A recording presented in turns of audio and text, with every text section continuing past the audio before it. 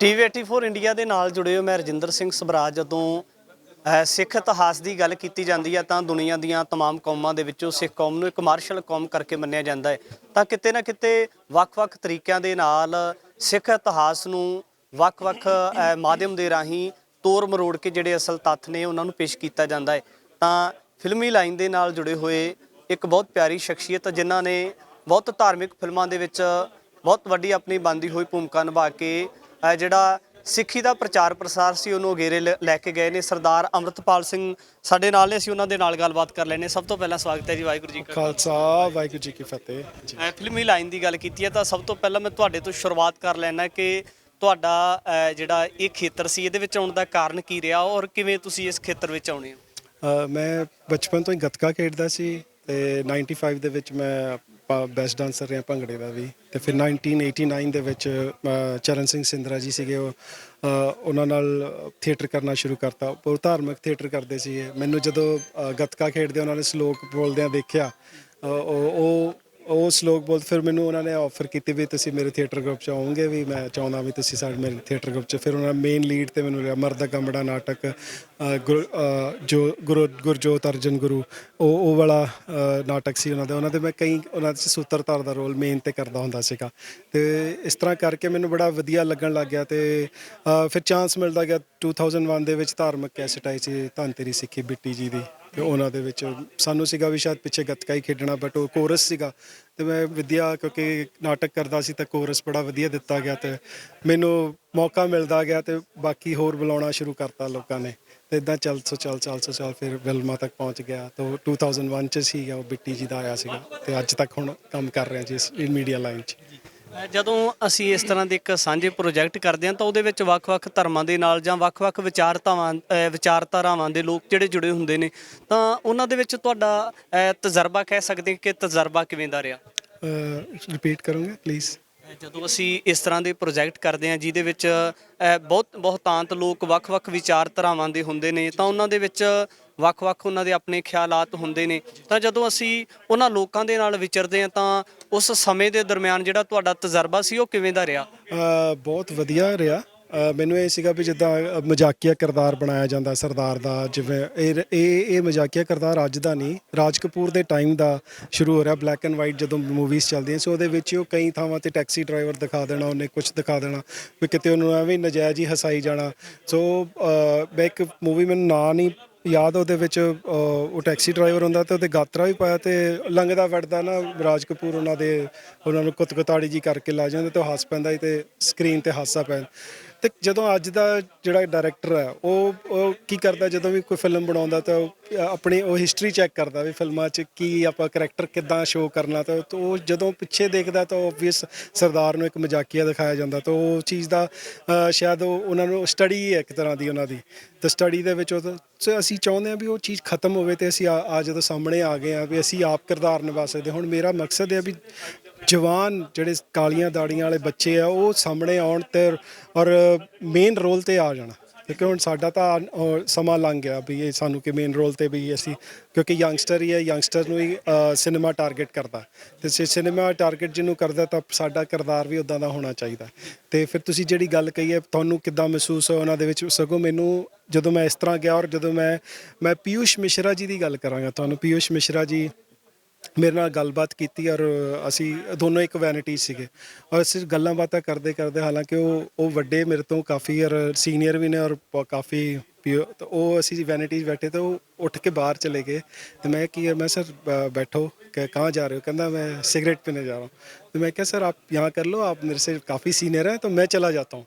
कहना नहीं यार मैं और मैनू बाद च डायरैक्टर या प्रोड्यूसर ने मैंने दसिया यार, कहता ये बंदा कहाँ से लाया यार आप इतना, मतलब हलीमी वाला बंदा। तो उन्होंने मेरे किरदार तो उन्हें बड़ा उन्होंने महसूस किया, चंगा महसूस ਉਹਦੇ ਅੰਦਰ ਜਿਹੜਾ ਸਿੱਖੀ ਬਾਰੇ ਪੜ੍ਹਿਆ ਸੀ ਉਹ ਸਾਰਾ ਰਿਕਾਲ ਹੋ ਗਿਆ। ਅਤੇ ਉਹ ਮੈਨੂੰ ਦੇਖ ਕੇ ਜਾਂ ਮੈਨੂੰ ਮਿਲ ਕੇ ਤੋ ਉਹ ਮੈਂ ਸਮਝਦਾ ਵੀ ਮੈਨੂੰ ਬਹੁਤ ਐਕਸਟਰਾਆਰਡੀਨਰੀ ਰਿਸਪੈਕਟ ਮਿਲੀ ਹੈ। ਤੁਸੀਂ ਇੱਕ ਆਪਣਾ ਨੇਚਰ ਵੀ ਔਰ ਤੁਸੀਂ ਆਪਣਾ ਕਿਉਂਕਿ ਅਸੀਂ ਜਦੋਂ ਚੰਗਾ ਕੰਮ ਕੋਈ ਕਰਦੇ ਹਾਂ ਆਮ ਲਾਈਫ ਦੇ ਵਿੱਚ ਵੀ ਤਾਂ ਉਹ ਕ੍ਰੈਡਿਟ ਗੁਰੂ ਨਾਨਕ ਪਾਤਸ਼ਾਹ ਨੂੰ ਜਾਂਦਾ ਵੀ ਉਹਨਾਂ ਦੀ ਥੋਟ ਨੂੰ ਲੈ ਕੇ ਅੱਗੇ ਤੁਰੇ। ਸੋ ਬਹੁਤ ਚੰਗਾ ਲੱਗਿਆ, ਬਹੁਤ ਐਕਸਟਰਾਆਰਡੀਨਰੀ ਰਿਸਪੈਕਟ ਮਿਲੀ। ਮੈਂ ਚਾਹੁੰਦਾ ਮੈਂ ਰਵਾਂ ਨਾ ਰਵਾਂ ਅੱਗੋਂ ਦੁਨੀਆ ਨੂੰ ਜਿਹੜੇ ਸਿੱਖ ਕਿਰਦਾਰ ਹੈ ਇਸ ਲਾਈਨ 'ਚ ਆਉਣ ਤੇ ਉਹਨਾਂ ਨੂੰ ਰਿਸਪੈਕਟ ਮਿਲਦੀ ਰਹੇ। ਔਰ ਜਿਹੜੀ ਮੇਨ ਗੱਲ ਇਹ ਜਿਹੜੀ ਸੰਸਥਾ ਹੋਂਦ ਵਿੱਚ ਆਈ ਤੇ ਇਹ ਮੈਂ ਆਪਣੇ ਐਫਰਟਸ ਨਾਲ ਲੈ ਕੇ ਆਉਂਦੀ, ਸਾਰਿਆਂ ਨੂੰ ਇਕੱਠਿਆਂ ਕੀਤਾ ਔਰ ਮੇਰਾ ਸਾਰਿਆਂ ਦਾ ਸ਼ੁਕਰਗੁਜ਼ਾਰ ਆ ਜਿੰਨੇ ਵੀ ਸਾਡੀ ਲਾਈਨ 'ਚ ਕੰਮ ਕਰ ਰਹੇ ਆ, ਉਹਨਾਂ ਨੇ ਹਾਮੀ ਭਰੀ।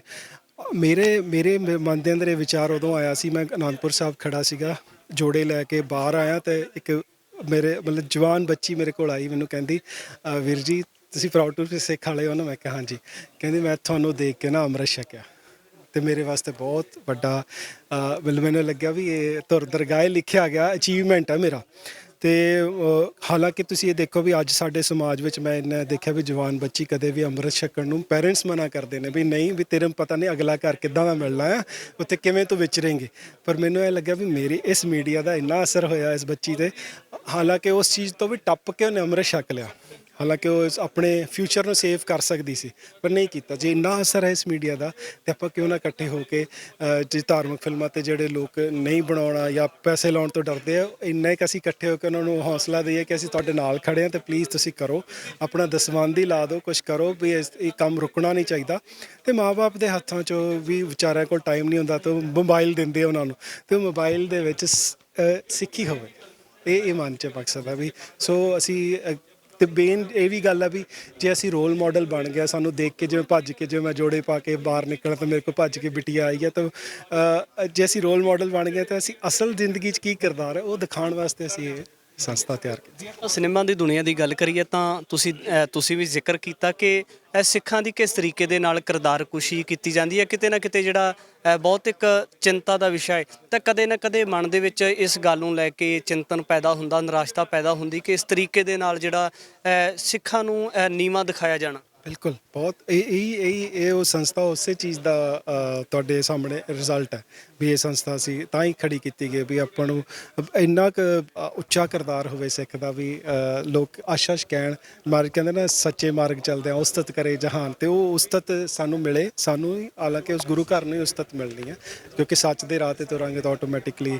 ਸੋ ਔਰ ਸਿੱਖ ਦਾ ਕੰਮ ਹੀ ਸੱਚ ਦੇ ਰਾਹ 'ਤੇ ਤੁਰਨਾ ਹੈ। ਤੇ ਜੇ ਅਸੀਂ ਅਸਲ ਕਿਰਦਾਰ 'ਚ ਵੀ ਦਿਖਾਉਣਾ ਚਾਹੁੰਦੇ ਵੀ ਸਾਨੂੰ ਭੇਜਿਆ ਸੋਸ਼ਲ ਵਰਕ ਵਾਸਤੇ ਆ ਗੁਰੂ ਪਾਤਸ਼ਾਹ ਨੇ, ਜੇ ਮਤਲਬ ਵੇਲਿਆਂ ਨਹੀਂ ਰਹਿਣਾ, ਕਮਰ ਕੱਸੇ ਹੋਣੇ ਚਾਹੀਦੇ ਆ ਵੀ ਆਪਾਂ ਜੇ ਸ਼ੂਟਿੰਗ ਨਹੀਂ ਕਰ ਰਹੇ ਤਾਂ ਆਪਾਂ ਐਟਲੀਸਟ ਸੋਸ਼ਲ ਵਰਕ ਕਰ ਲਈਏ। ਸੋ ਉਹ ਤਾਂ ਹੀ ਹੁੰਦਾ, ਇਕੱਲੇ ਨਾਲ ਨਹੀਂ ਤੁਰਿਆ ਜਾਂਦਾ, ਇਕੱਲੇ ਵੀ ਕਈ ਕਰ ਲੈਂਦੇ, ਚਲੋ ਇਕੱਲੇ 'ਚ ਅਸੀਂ ਜਾ ਕੇ ਕਿਤੇ ਗੁਰੂ ਘਰ 'ਚ ਸੇਵਾ ਕਰ ਲਈਏ, ਪਰ ਜਦੋਂ ਅਸੀਂ ਸਾਰੇ ਰੋਲ ਮਾਡਲ ਇਕੱਠੇ ਹੋ ਕੇ ਕੋਈ ਚੀਜ਼ ਕਰਦੇ ਹਾਂ ਤਾਂ ਉਹਦਾ ਅਸਰ ਜ਼ਰੂਰ ਹੁੰਦਾ। ਅਖੀਰ ਦੇ ਵਿੱਚ ਇੱਕ ਹੋਰ ਸਵਾਲ ਹੈ ਕਿ ਜਦੋਂ ਅਸੀਂ ਫਿਲਮਾਂ ਦੀ ਗੱਲ ਕਰਦੇ ਹਾਂ, ਧਾਰਮਿਕ ਫਿਲਮਾਂ ਦੀ ਗੱਲ ਕੀਤੀ ਜਾਂਦੀ ਹੈ ਤਾਂ ਨਾਨਕ ਸ਼ਾਹ ਫਕੀਰ ਫਿਲਮ ਦੀ ਗੱਲ ਚੱਲੀ ਸੀ, ਕਿਤੇ ਨਾ ਕਿਤੇ ਜਿਹੜੀ ਸਿੱਖ ਸੰਗਤ ਸੀ ਉਹਨਾਂ ਦੇ ਮਨ ਦੇ ਵਿੱਚ ਰੋਸ ਪੈਦਾ ਹੋਇਆ ਔਰ ਉਸ ਫਿਲਮ ਦੇ ਉੱਪਰ ਜ਼ੋਰ ਸ਼ੋਰ ਦੇ ਨਾਲ ਜਿਹੜੀ ਰੋਕ ਲਗਵਾਈ ਗਈ।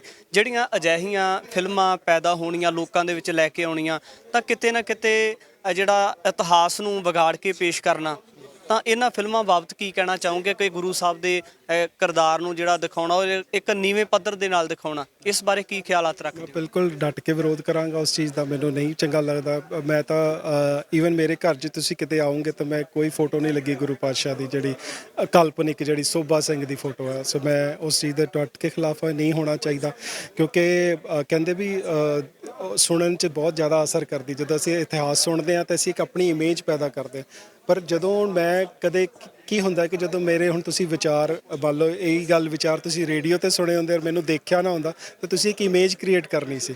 ਉਵੇਂ ਗੁਰੂ ਨਾਨਕ ਪਾਤਸ਼ਾਹ ਤੇ ਗੁਰੂ ਗ੍ਰੰਥ ਸਾਹਿਬ ਨੂੰ ਅਸੀਂ ਪੜ੍ਹਦੇ ਹਾਂ ਜਾਂ ਸੁਣਦੇ ਹਾਂ ਤਾਂ ਜੇ ਇੱਕ ਵਿਚਾਰ ਉਹ ਜਦੋਂ ਵਿਚਾਰ ਸੁਣਦੇ ਹਾਂ ਤਾਂ ਸਾਡੇ ਅੰਦਰ ਇੱਕ ਇਮੇਜ ਪੈਦਾ ਹੋਣੀ ਸੀਗੀ ਗੁਰੂ ਨਾਨਕ ਪਾਤਸ਼ਾਹ ਦੀ, ਗੁਰੂ ਗੋਬਿੰਦ ਸਿੰਘ ਦੀ, ਉਹ ਬਿਲਕੁਲ ਹੀ ਖਤਮ ਹੋ ਗਈ। ਹੁਣ ਜੇ ਮੈਂ ਅੱਖ ਬੰਦ ਕਰਦਾ ਤਾਂ ਮੈਨੂੰ ਸੋਭਾ ਸਿੰਘ ਵਾਲੀ ਬਣਾਈ ਹੋਈ ਤਸਵੀਰ ਸਾਹਮਣੇ ਆਉਂਦੀ, ਤੇ ਮੈਂ ਨਹੀਂ ਚਾਹੁੰਦਾ ਕਿ ਹਰ ਬੰਦੇ ਦੀ ਇੱਕ ਇਮੈਜੀਨੇਸ਼ਨ ਹੁੰਦੀ, ਉਹ ਕਿਸ ਤਰ੍ਹਾਂ ਨੂੰ ਇਮੈਜਿਨ ਕਰਕੇ ਕਿਸ ਤਰ੍ਹਾਂ ਉਸ ਗੁਰੂ ਨਾਨਕ ਪਾਤਸ਼ਾਹ ਨੂੰ ਇਮੈਜਿਨ ਕਰਨਾ ਚਾਹੁੰਦਾ, ਉਹ ਬਿਲਕੁਲ ਹੀ ਖਤਮ ਹੋ ਗਈ ਹੈ। ਸੋ ਇਹ ਜੇ ਆਪਾਂ ਇਸ ਤਰ੍ਹਾਂ ਦੀ ਫਿਲਮਾਂ ਬਣਾਈ ਗਏ ਜਿਨ੍ਹਾਂ ਦੇ ਉਹਦੇ ਵਿੱਚ ਤਾਂ ਹੋਰ ਆਪਾਂ ਉਹਨਾਂ ਦੀ ਥਾਟਸ ਹੈ, ਉਸ ਥਾਟਸ ਨੂੰ ਅੱਜ ਸਮਾਜ ਵਿੱਚ ਆਪਾਂ ਉਹਨੂੰ ਵਰਤ ਸਕਦੇ ਹਾਂ। ਜੋ ਗੁਰੂ ਨਾਨਕ ਪਾਤਸ਼ਾਹ ਨੇ ਸਾਨੂੰ ਥਾਟਸ ਦਿੱਤੇ, ਆਪਾਂ ਕਿਉਂ ਨਹੀਂ ਉਸ ਜਿਹੜੀ ਥਾਟਸ ਨੂੰ ਆਪਾਂ ਇੱਕ ਅੱਜ ਮੈਂ ਸ਼ਰਾਬ ਨਹੀਂ ਪੀ ਰਿਹਾ, ਇਹ ਥਾਟਸ ਹੀ ਨਾ ਗੁਰੂ ਨਾਨਕ ਪਾਤਸ਼ਾਹ ਨੂੰ ਮੈਂ ਜਵਾਬ ਦੇ ਲੱਗਦਾ, ਮੈਨੂੰ ਲੱਗਦਾ ਮੈਂ ਉਹਨਾਂ ਨੂੰ ਜਵਾਬ ਦੇ ਤੇ ਮੈਂ ਉਹਨੂੰ ਕਰ ਰਿਹਾ, ਤਾਂ ਆਪਾਂ ਉਸ ਥਾਟਸ 'ਤੇ ਕਿਉਂ ਨਾ ਫਿਲਮਾਂ ਬਣਾਈਏ। ਵਾਏ ਕਿ ਉਹਨਾਂ ਨੂੰ ਜ਼ਰੂਰੀ ਹੈ ਵੀ ਉਹ ਗੁਰੂ ਨਾਨਕ ਪਾਤਸ਼ਾਹ ਬੋਲੇ ਤੇ ਗੁਰੂ ਨਾਨਕ ਪਾਤਸ਼ਾਹ ਦਾ ਕਿਰਦਾਰ ਹੀ ਦਿਖਾਵਾਂਗੇ ਤਾਂ ਹੀ ਉਸਦਾ ਅਸਰ ਹੋਏਗਾ? ਨਹੀਂ, ਅੱਜ ਅਸੀਂ ਰਿਪਰੈਜ਼ੈਂਟ ਕਰ ਰਹੇ ਹਾਂ, ਖਾਲਸਾ ਪੰਥ ਹੀ ਰਿਪਰੈਜ਼ੈਂਟ ਕਰ ਰਿਹਾ ਗੁਰੂ ਨਾਨਕ ਪਰਿਵਾਰ ਨੂੰ, ਤਾਂ ਫਿਰ ਕਿਉਂ ਨਾ ਆਪਾਂ ਆਪਣੇ ਅੱਜ ਦੇ ਸਮਾਜ ਵਿੱਚ ਰਹਿ ਕੇ ਪੈਂਟ ਸ਼ਰਟ ਪਾ ਕੇ ਦੱਸਿਆ ਵੀ ਯਾਰ ਮੈਂ ਅੱਜ ਵੀ ਉਹਨਾਂ ਦੇ ਥਾਟਸ ਨੂੰ ਫੋਲੋ ਕਰ ਰਿਹਾ। ਜੀ ਵੈਲਕਮ। ਸਿੱਖ ਜਗਤ ਦੇ ਸਨਮੁਖ ਜਿਹੜੀਆਂ तमाम ਹੋਰ ਚੁਣੌਤੀਆਂ ਨੇ, ਉੱਥੇ ਹੀ ਇੱਕ ਸਿਨੇਮਾ ਦੇ ਨਾਲ ਜੁੜੀ ਹੋਈ ਵੱਡੀ ਚੁਣੌਤੀ ਹੈ ਕਿ ਜਿਹੜੇ ਸਿੱਖ ਕਿਰਦਾਰ ਸਿੱਖ ਧਰਮ ਦਾ ਸਿੱਖੀ ਦੇ ਰਾਹੀਂ ਪ੍ਰਚਾਰ ਪ੍ਰਸਾਰ ਕਰਨਾ ਚਾਹੁੰਦੇ ਆ, ਲੋਕਾਂ ਦੇ ਵਿੱਚ ਸਿੱਖੀ ਦੀ ਗੱਲ ਲੈ ਕੇ ਜਾਣਾ ਚਾਹੁੰਦੇ, ਤਾਂ ਜਿਹੜੀਆਂ ਉਹਨਾਂ ਦੇ ਸਾਹਮਣੇ तमाम ਚੁਣੌਤੀਆਂ ਨੇ, ਉਹਨਾਂ ਦੇ ਮੱਦੇਨਜ਼ਰ ਪ੍ਰੈਸ ਵਾਰਤਾਲਾਪ ਵੀ ਕੀਤਾ ਗਿਆ ਹੈ ਔਰ ਸਰਦਾਰ ਅੰਮ੍ਰਿਤਪਾਲ ਸਿੰਘ ਬਿੱਲਾ ਦੇ ਨਾਲ ਗੱਲਬਾਤ ਵੀ ਕੀਤੀ ਗਈ ਹੈ। ਆਉਣ ਵਾਲੇ ਸਮੇਂ ਦੇ ਵਿੱਚ ਵੀ ਇਸ ਤਰ੍ਹਾਂ ਦੇ तमाम ਪੱਖ ਲੈ ਕੇ ਤੁਹਾਡੇ ਦਰਮਿਆਨ ਹਾਜ਼ਰ ਹੋਵਾਂਗਾ। ਧੰਨਵਾਦ। ਵਾਹਿਗੁਰੂ ਜੀ ਕਾ ਖਾਲਸਾ, ਵਾਹਿਗੁਰੂ ਜੀ ਕੀ ਫਤਿਹ।